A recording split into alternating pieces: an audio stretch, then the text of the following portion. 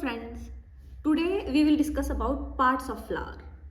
छोटा सा टॉपिक है, बहुत आसान है और इसमें से क्वेश्चन आने के चांसेस थोड़े से कम हैं, पर ये इम्पॉर्टेंट है बिकॉज अगर ये ठीक से आया तो ही आगे के क्वेश्चन जैसे एस्टिवेशन पे या प्लेसेंटेशन पे जो बहुत क्वेश्चन आते हैं वो आप कर पाओगे, तो इसे ध्यान से सुनना।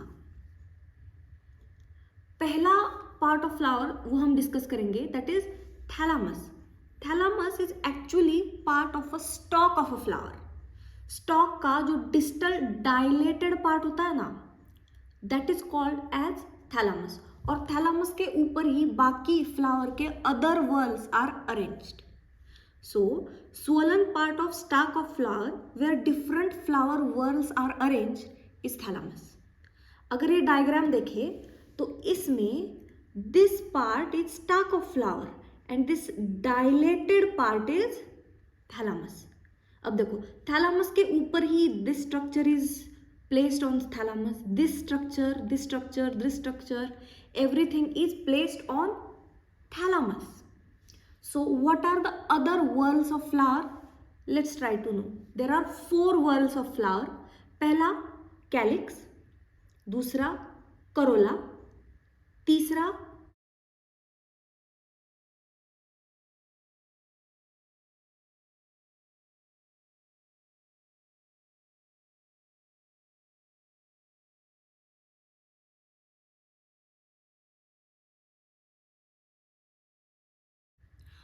कुछ फ्लावर्स में जैसे कि लिली, इसमें calyx and corolla are attach to each other.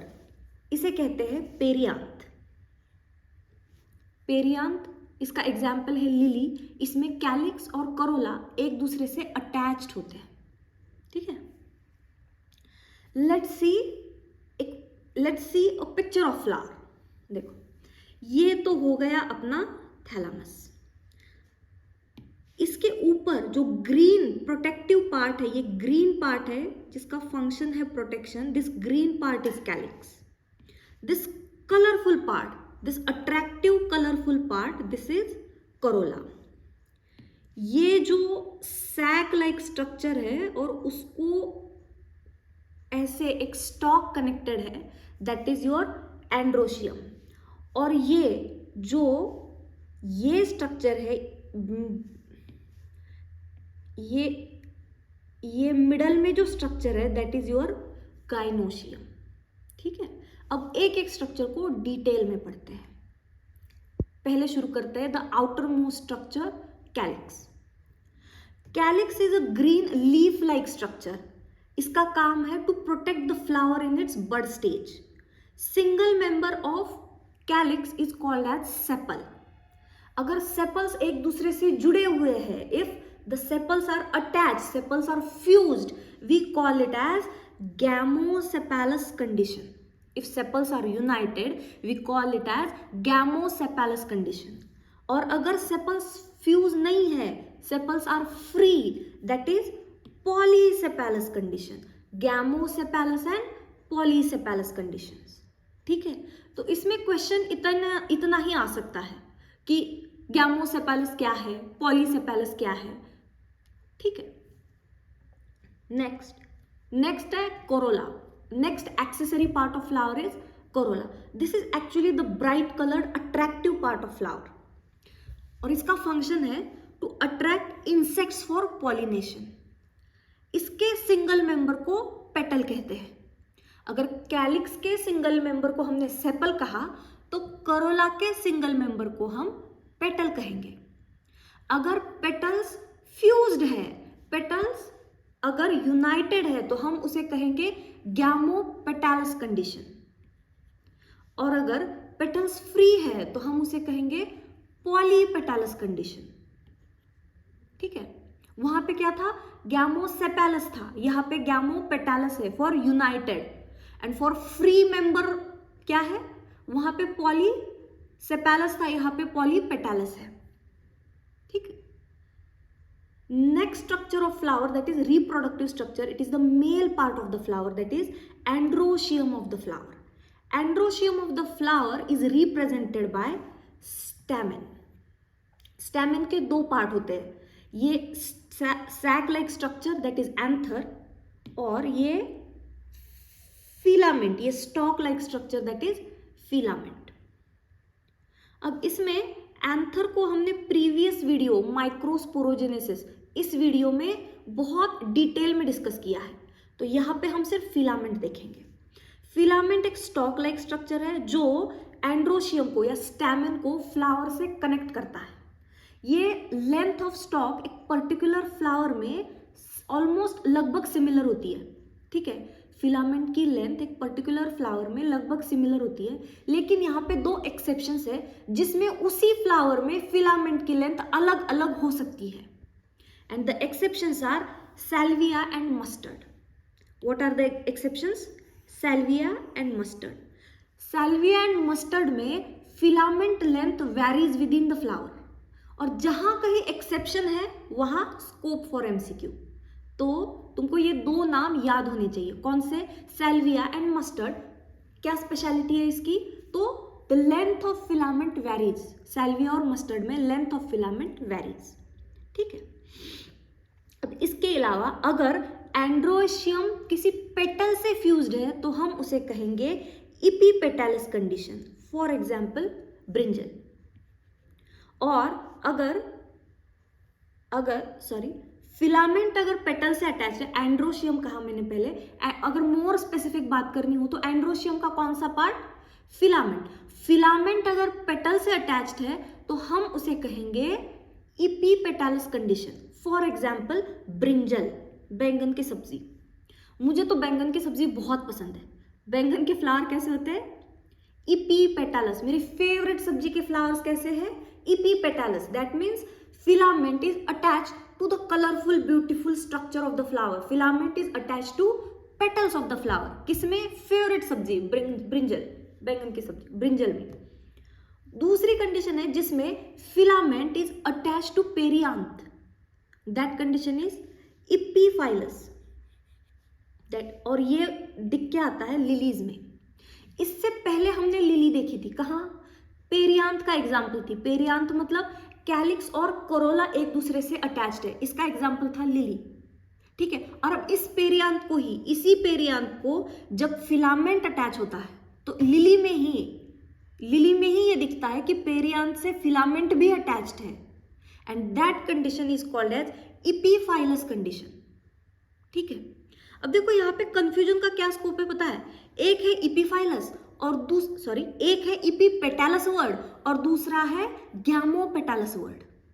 पेटालस याद रहेगा, और इपी और गैमो में कंफ्यूजन हो सकता है कि विच कंडीशन इज, ऐसी कौन सी कंडीशन है जिसमें petals are fused, that is gamopetalous, and the condition where petals are attached to filament, that condition is इपीपेटालस।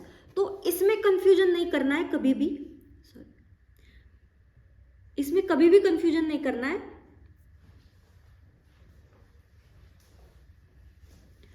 कौन से दो कंफ्यूजिंग पॉइंट हो सकते हैं? इपीपेटालस एंड गैमोपेटालस। यहां पे कंफ्यूज हो सकता है बच्चा, तो याद रखो गैमोपेटालस में petals are fuse to each other, epipetalous में petals are fuse to filament, ठीक है। जहां कहीं कंफ्यूजन का स्कोप है वहां एमसीक्यू का स्कोप है, तो भूलना नहीं है इपीपेटालस और गैमोपेटालस को। इसके बाद देखते हैं, अगर आपका स्टैमेन स्टेराइल हो तो उसके लिए एक स्पेसिफिक वर्ड है, वो है staminode. If your stamen is sterile we call it as staminode. अगर तुम्हारा स्टैमेन फ्री है, मतलब each and every stamen is free from each other, हम उसे कहते हैं पॉलीएंड्रस। फ्री स्टैमेन्स उनको कहते हैं पॉलीएंड्रस, ठीक है। अगर स्टैमेन बहुत सारे हैं लेकिन they are attached in one bundle, stamens are attached in one bundle, उस कंडीशन को हम कहेंगे मोनो एडाल्फस कंडीशन। उस कंडीशन को हम क्या कहेंगे? Monadelphous condition. इसका एग्जाम्पल याद रखना चाहिए, वो है चाइना रोज। चाइना रोज को दूसरा वर्ड है हिबिस्कस, ठीक है। तो चाइना रोज में मोनो एडाल्फस कंडीशन होती है। सेकंड, अगर stamen in bunch of 2 bundles हुए तो हम उसे कहेंगे डायएडाल्फस, और ये दिख के आता है पीज में, ठीक है। डायएडाल्फस कंडीशन कहाँ होती है? पी में, पीज में, ठीक है, मटर में डायएडाल्फस कंडीशन होती है, ठीक है। और स्टैमेन अगर मोर देन 2 बंडल्स है, 3, 4, 5 बंडल में है, तो हम उसे कहेंगे पॉलीएडाल्फस। ये होता है सिट्रस फ्रूट्स में, लेमन हुआ, ऑरेंज हुआ, मौसम्बी हुई, ठीक है। इसमें कौन सी कंडीशन दिख के आती है? पॉलीएडाल्फस। तो हमको ये याद रखना है, मोनोएडाल्फस चाइना रोज है, डायएडाल्फस पीज एंड पॉलीएडाल्फस सिट्रस। और पॉलीएंड्रस क्या है? जिसमें स्टैमेन्स फ्री है, वो कंडीशन है पॉलीएंड्रस, ठीक। पॉलीएंड्रस और polyadelphous, they are similar to hear, they are similar to pronounce, confuse नहीं करना है, ठीक है। नेक्स्ट पार्ट है female part of the flower, that is gynoecium of flower. अब देखो, जैसे androecium is represented by stamen, gynoecium is represented by carpels, ठीक। अब कार्पल के 3 हिस्से होते हैं, स्टैमेन के 2 हिस्से थे या 2 पार्ट थे, एंथर एंड फिलामेंट। कार्पल के 3 पार्ट होते हैं। कौन से 3 part? Stigma, style and ovary. Stigma, style and ovary. Stigma क्या आता है पहले देखते हैं। ये जो यहाँ पे ऊपर का पार्ट है ना, उसे स्टिग्मा कहते हैं। This is a receptive part. किसके लिए रिसेप्टिव होगा? Receptive for pollen grains. So stigma is receptive part for pollen grains, या मेल पार्ट के लिए रिसेप्टिव पार्ट कौन सा होता है? स्टिग्मा। जैसे अगर ह्यूमन फिजियोलॉजी की बात करें तो ह्यूमन फिजियोलॉजी में फीमेल बॉडी पे रिसेप्टिव पार्ट कौन सा होता है? यो वजाइना। ये उसी से सिमिलर फ्लावर का ऑर्गन है। उसके बाद आता है style. Style is something which connects ovary to stigma. Ovary में एक्चुअली ओव्यूल्स बनते हैं, एम्ब्रियो बनता है ओवरी में। Ovary is similar to uterus, जहां एम्ब्रियो बनता है, ठीक है। और जो स्टिग्मा और ओवरी को जोड़े, मतलब जो वजाइना और यूटेरस को जोड़े, that part in human body, हम उसे क्या कहते हैं? सर्विक्स। तो उससे सिमिलर क्या हुआ? स्टाइल। सॉरी, उससे सिमिलर क्या हुआ यहाँ पे? Style. So these are 3 parts of carpel: stigma, style and ovary. Stigma is the receptive surface. Ovary is the actual part where ovules, embryos are developed, and stigma and ovary are connected by style. अब देखो, एक हाथ flower में या उसके gynoecium part में more than 1 carpel है, and those carpels are free from each other, तो उसे कहते हैं एपोकार्पस कंडीशन। और ये दिखाई देती है रोज और लोटस में। और अगर कार्पल मोर देन 1 है but they are fuse to each other, तो उसे कहते हैं सिनकार्पस कंडीशन। वो दिखाई देता है मस्टर्ड एंड टोमेटोज में। अब इसे याद कैसे रखेंगे? देखो, रोज और lotus are beautiful hot girls of class, ठीक है। इतनी खूबसूरत है, हॉट है, बहुत एटीट्यूड है इनमें, बहुत एटीट्यूड है। ये अपने जैसी दूसरी लड़कियों के साथ मिक्स नहीं होती, उनसे फ्यूज नहीं होती। They choose to stay alone, they choose to stay free. These attitude girls, rose and lotus, they choose the carpel of rose and lotus is free. So this is apocarpous condition.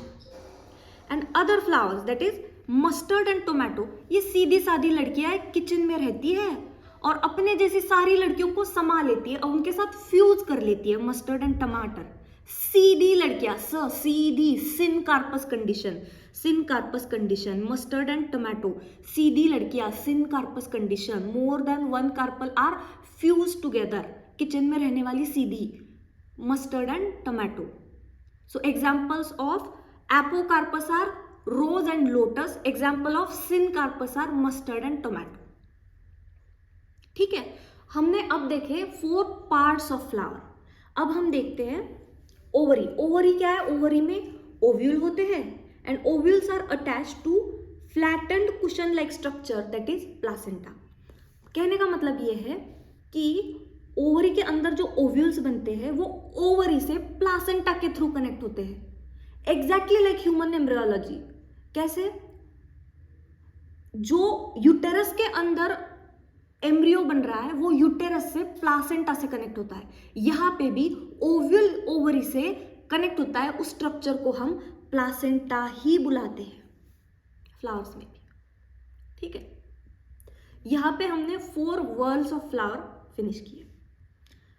Question करके देखते हैं कितना समझ में आया, ये तो question से ही पता चलेगा। So let's do few questions on it.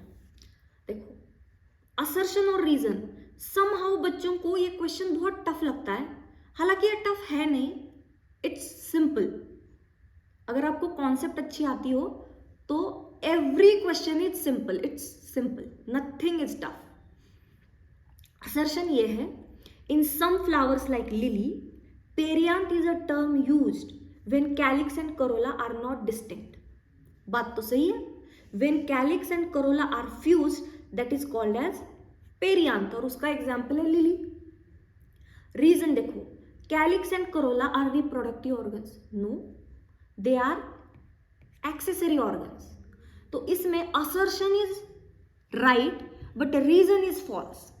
सो इसमें ये है ऑप्शन सी। कुछ मुश्किल है इसमें, इट्स सिंपल। तो अब नेक्स्ट क्वेश्चन करते हैं। See, assertion is monadelphous stamens are found in pea. No, this is a wrong sentence. Peas में कौन से स्टैमेन होते हैं? डायएडाल्फस स्टैमेन होते हैं, तो assertion is wrong. Reason, monadelphous stamens are united into one bunch और one bundle, reason is right. So इसका ऑप्शन हुआ option C, assertion is sorry इसका ऑप्शन हुआ option D, assertion is false but reason is true, option D. ठीक है, next करके देखते हैं। ये क्वेश्चन नीट में आया हुआ क्वेश्चन है। ठीक है, the term polyadelphous is related to, polyadelphous is related to what? It is related to androecium. Polyadelphous का मतलब क्या होता है? More number of stamens, more than 2 bunch of stamens, that is polyadolphus condition. So it is related to stamens, that means androecium. ठीक, next question. Tricarpellary syncarpus gynoecium is found in flowers of, इसका answer है Liliaceae. ठीक है, ये जो point है वो हमारा प्रीवियस डिस्कशन में स्किप हुआ था, इसलिए मैंने जानबूझ के ये क्वेश्चन ऐड किया है। ठीक, कुछ मुश्किल है इसमें? कुछ नहीं, इट्स सिंपल। Thank you.